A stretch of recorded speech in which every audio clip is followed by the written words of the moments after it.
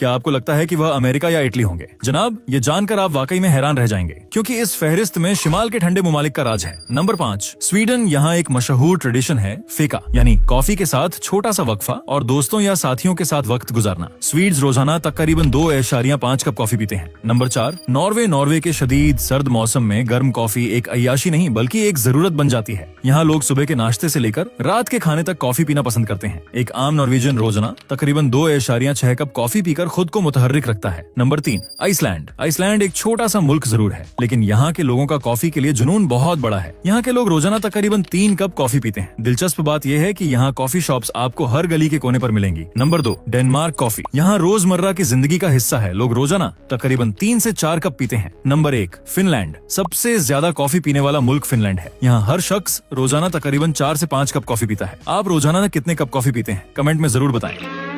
पाकिस्तान के पास एक सुनहरा मौका है। जैसा कि आपको पता है, पाकिस्तान और अफगानिस्तान की कशीदगी चल रही है। गौर से देखो, अफगानिस्तान और ताजिकिस्तान के बीच सिर्फ 26 किलोमीटर चौड़ी पट्टी है, जिसे वाखान कॉरिडोर कहा जाता है, और ये इलाका इस वक्त अफगानिस्तान के कंट्रोल में है। अगर ये पट्टी कभी पाकिस्तान के हाथ आ जाए तो पाकिस्तान को बराह रास्त ताजिकिस्तान और पूरे सेंट्रल एशिया तक रसाई मिल सकती है। इससे पाकिस्तान की ट्रेड को $1 मिलियन का फायदा हो सकता है और सेंट्रल एशिया तक तिजारत के नए रास्ते खुल सकते हैं। क्या पाकिस्तान को वाखान कॉरिडोर पर कब्जा कर लेना चाहिए? आप इस बारे में क्या राय रखते हैं? कमेंट में जरूर बताएं।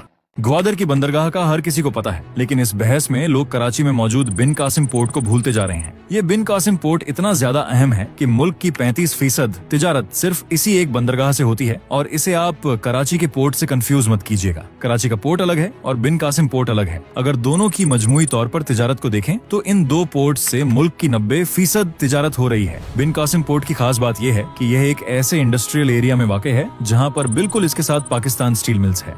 इसके साथ कराची इलेक्ट्रिक सप्लाई कंपनी का पावर प्लांट भी है।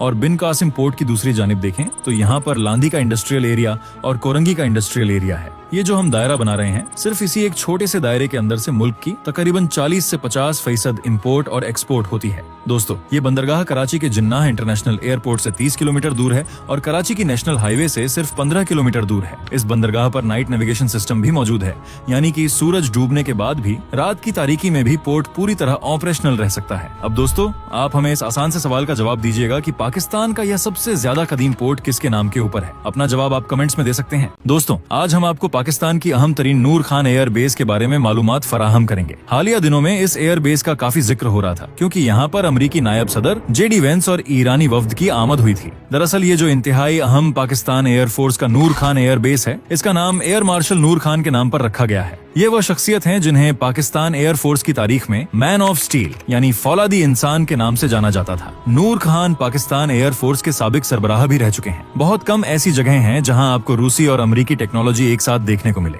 नूर खान एयर बेस पर अमरीका के C-130 और रूस के IL-78 तैयारे मौजूद हैं, जिन्हें पाकिस्तान एयर फोर्स चलाती है। वैसे यहाँ पर इस्लामाबाद इंटरनेशनल एयरपोर्ट भी मौजूद है, जो इससे काफी बड़ा है। लेकिन नूर खान एयर बेस के साथ इस्लामाबाद एक्सप्रेसवे गुजरती है, जो रेड जोन तक जाने का रास्ता है। इसीलिए जब दूसरे ममालिक के सदर, वुज़राए आजम या अहम सरकारी शख्सियात पाकिस्तान आती हैं, तो वह नए इस्लामाबाद इंटरनेशनल एयरपोर्ट के बजाय अक्सर नूर खान एयर बेस पर उतरती हैं। लेकिन इस बेस की सबसे खास बात यहाँ मौजूद नंबर 12वीं IP स्क्वाड्रन है। पाकिस्तान के सदर, वजीर आजम और आर्मी चीफ सरकारी दौरों में जिन खुसूसी तैयारों का इस्तेमाल करते हैं, वो नूर खान एयर बेस से ही रवाना होते हैं और यहीं वापस उतरते हैं।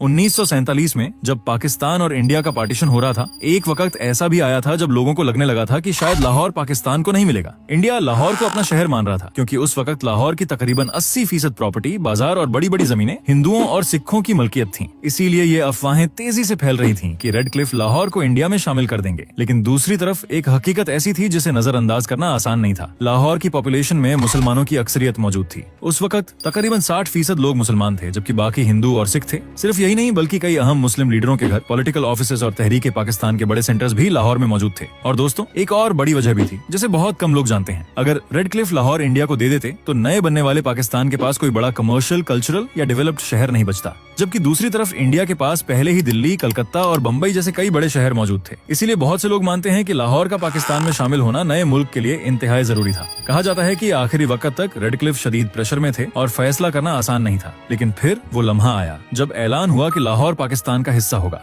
1970 में पाकिस्तान इंटरनेशनल एयरलाइंस यानी PIA सिर्फ एक एयरलाइन नहीं थी, बल्कि एशिया की सबसे ज्यादा रिस्पेक्टेड एविएशन पावर समझी जाती थी। कराची का जिन्ना इंटरनेशनल एयरपोर्ट उस वक्त PIA का मरकजी हब हुआ करता था और एयरलाइन के पास दर्जनों जदीद तैयारों का एक बड़ा फ्लीट मौजूद था। ये एयरलाइन इस कदर खुद मुख्तार और माहिर थी कि दूसरी एयरलाइंस को ट्रेनिंग और एविएशन सपोर्ट भी फराहम करती थी। लेकिन इसी दौर में दुबई के हुक्मरान शेख राशिद अल मकतूम एक बहुत बड़ा फैसला करते हैं। वो देखते हैं कि खित्ते एविएशन का मुस्तकबिल बहुत तेजी से बढ़ रहा है, मगर दुबई के पास अपनी कोई बड़ी एयरलाइन नहीं है। कहानी में एक दिलचस्प मोड़ तब आता है जब PIA के साथ एक लीज डील के तहत 2 तैयारे दुबई को फराहम किए जाते हैं। यही वो पहला और बुनियादी कदम था जिसने बाद में एक नई एयरलाइन की बुनियाद रखी, जो आगे चलकर एमिरेट्स के नाम से जानी गई। इसी दौरान शेख राशिद दुबई में एक इनकलाबी पॉलिसी मुतारिफ करवाते हैं, जिसे ओपन स्काईज पॉलिसी कहा जाता है। यानी दुनिया की कोई भी एयरलाइन दुबई में आकर ऑपरेट कर सकती थी, वो भी बगैर किसी सख्त पाबंदियों के। इस एक पॉलिसी ने दुबई को आहिस्ता आहिस्ता एक ग्लोबल एविएशन हब में बदल दिया और एमिरेट्स को तेजी से आगे बढ़ने का मौका मिला। वक्त गुजरता गया और ईयर 2000 के बाद तस्वीर मुकम्मल तौर पर बदल चुकी थी। आज एमिरेट्स 260 से ज्यादा जदीद तैयारों के साथ दुनिया की सबसे बड़ी एयरलाइन शुमार होती है, जबकि दूसरी तरफ PIA का साइज वक्त के साथ साथ कम होता चला गया है। एक रिपोर्ट के मुताबिक PIA के पास अब सिर्फ 29 तैयारे हैं, जिनमें से भी सिर्फ 12 तैयारे उड़ने के काबिल हैं और बाकी सब ग्राउंड हो चुके हैं। ये कहानी सिर्फ 2 एयरलाइंस की नहीं है, बल्कि यह हमें यह बताती है कि दुरुस्त पॉलिसी, बेहतरीन विजन और काम में मुसलसल तसलसल किसी भी इदारे की किस्मत को कैसे बदल सकते हैं।